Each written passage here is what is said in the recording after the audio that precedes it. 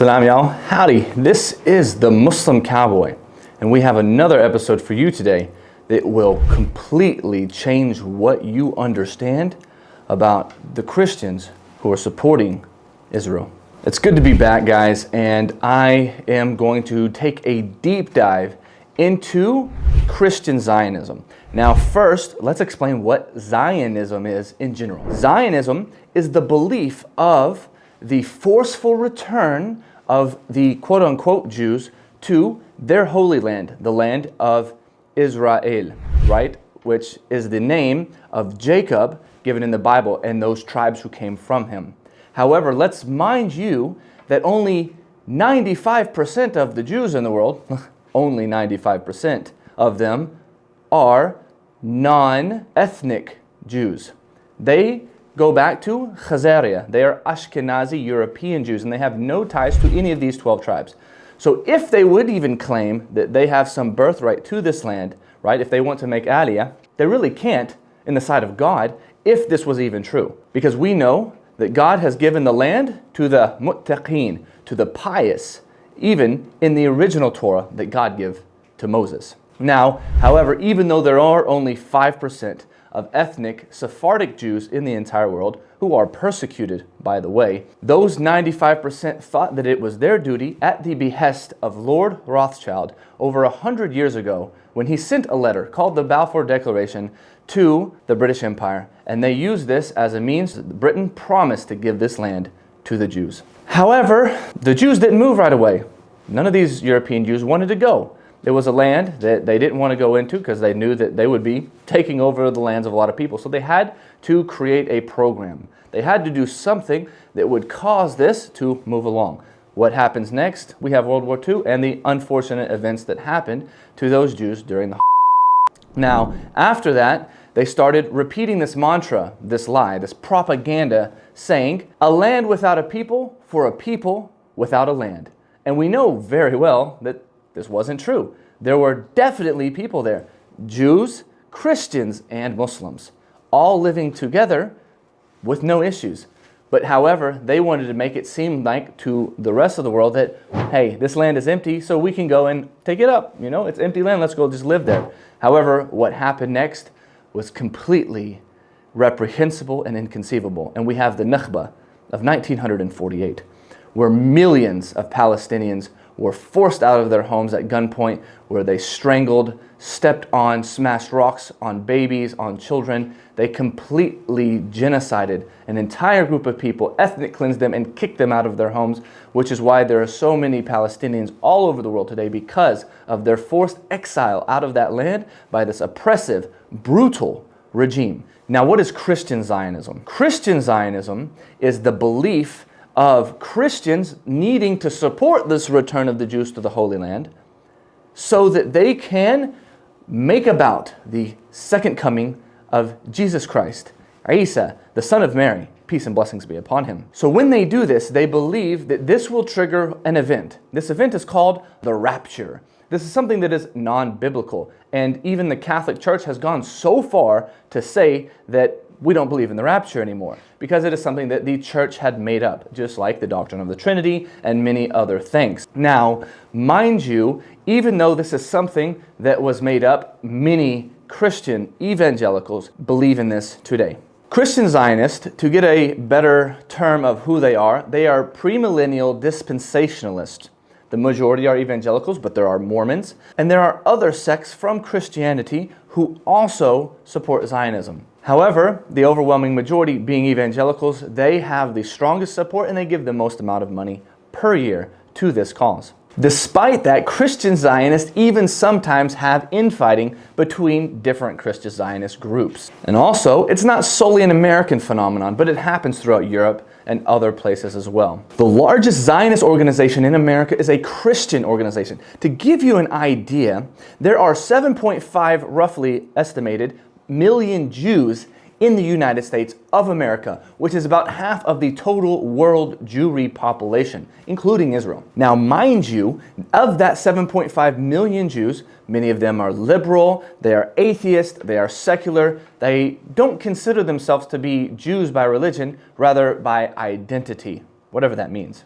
As of 2021, Christians United for Israel has over 10 million Christian Zionist members. That is more than the entire population of Jews in America. And if you want to look at the total number of Zionists that are in the United States of America, not just that one group, there are 30 million of them, which is a little bit less than 10% of the entire population of the United States of America. That is double the population of Jews worldwide. So just to let you soak that in, this is a massive number with massive amounts of money that they give to Israel every single year. So let's talk about Christian genocidal holy war. The rapture is an evangelical agreed upon concept where all of the believers will magically float into heaven and they will go where they will meet Jesus. And then the believers will come back down, they will slay all of the non-believers, including the Jews, and then Jesus will reign on earth for 1,000 years. Dispensationalists phrase this term as Jacob's trouble. They say that about 1/3 of Jews will be saved and the rest will be completely exterminated. So even though you might hear these Zionists say things like they are God's chosen people and we must do everything we can to support them, in reality they know that these people, if they do not submit, every knee shall bow to Jesus, then they must be wiped off the face of the earth. And this is according to the Bible. Palestinian Jews, Palestinian Muslims, and even Palestinian Christians are not safe from this holy war. They are seen as cannon fodder and they must be taken out. For the Greater Israel Project and the return of Jesus to come about, the Jews have to completely and solely own this land, which means that those Jews who are not Zionists, those Christian Palestinians and those Palestinian Muslims have to be either driven out or they have to be completely wiped off from history. Christian Zionists fund Israeli settler communities who have been deemed as illegal settlements according to the United Nations and other international bodies. And according to even logic, it's wrong. Ask any of these Christian Zionists who live in the Bible Belt where they mostly reside, hey, if somebody, China, came into the United States and wanted to take your land, would you just sit by and let them take it? Because, hey, they said at some point thousands of years ago there were some Chinese men who lived in this area and they ended up going else somewhere out in the world, right?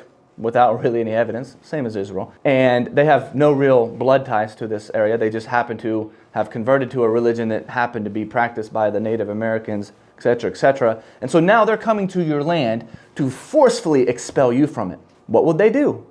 I can tell you for a surety, all of the Christian Zionists that I've ever met who are locked and loaded with a wall full of guns would not sit idly by. So they are hypocrites because they hold to other people a different standard than they hold themselves to.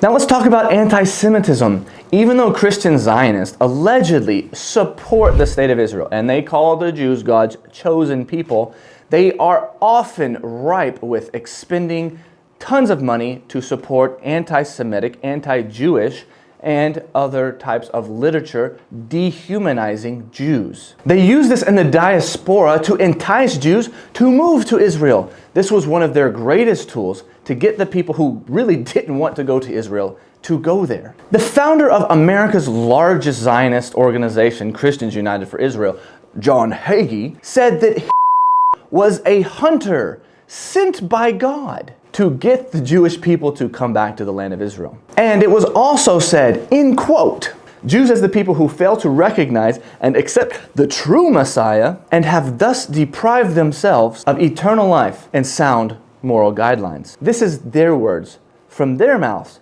on their pulpits. Even Donald Trump reprimands Democratic Jews for voting democratically because he said this is a disavowal to Israel and this is treachery to their nation that they should so very strongly support. He uses the dual loyalty trope often when he speaks about this. And then there's even the internal division between some Christian Zionists.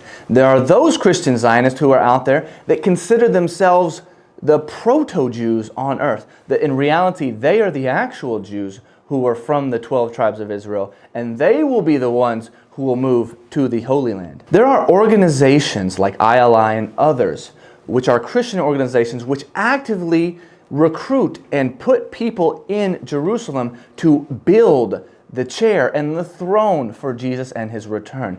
They work with the Jewish authorities to do this, albeit they completely have different beliefs.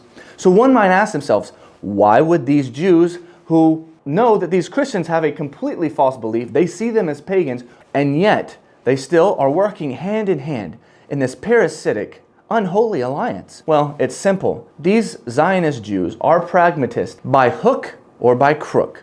They will accept the money of those people who want to help in their cause, because at the end of the day, they don't believe that the Christian Messiah and their story of events will come to pass. And so they think, through political and strategic expediency, this is a relationship that will work for now, and when the time comes when the actual Messiah returns, we'll hash it out then. Let's give you a list of some Christian Zionists in American politics. Mike Pence, Ted Cruz, Mike Pompeo, Ron DeSantis, Nikki Haley,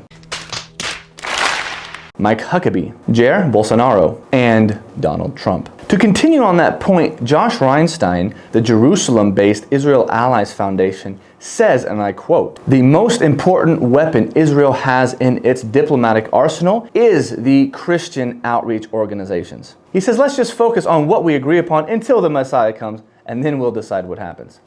And as we see today, this unholy alliance has led to some of the greatest war crimes in human history. And yet the world is turning a blind eye. However, as you see, the people are waking up. Over 90% of the populace, the people, the regular, average, everyday Joe, is seeing that this is wrong. Including many Jews and Christians are waking up and recognizing that this is wrong. Many of them are coming and reading the Quran. And so for those of you who are interested in knowing, well, what does Islam have to say about these things? Well, we've heard all these bad things about Islam, but now we're seeing the true face of those people who've said all those bad things about Islam. Maybe Islam's actually not that bad. So do like I did 10 years ago. Get yourself a copy of the Quran. Go to my website, www.themuslimcowboy.com, and then in the top right, click the link to get a free copy of the Quran in the UK, the US, and Australia. Brothers and sisters, humanity out there, this video is just a jumping off point. There is so much more to go into this Holy Alliance and how it even started. We're going to go into the Scofield Reference Bible and how this one text from this one non-scholar influenced the entire nation to create this massive beast that has left millions of people displaced and dead. As always, guys, may Allah bless you. If you like this, lasso up on that like, saddle up on the subscribe, share this with people who you think will benefit, and as always, salam y'all.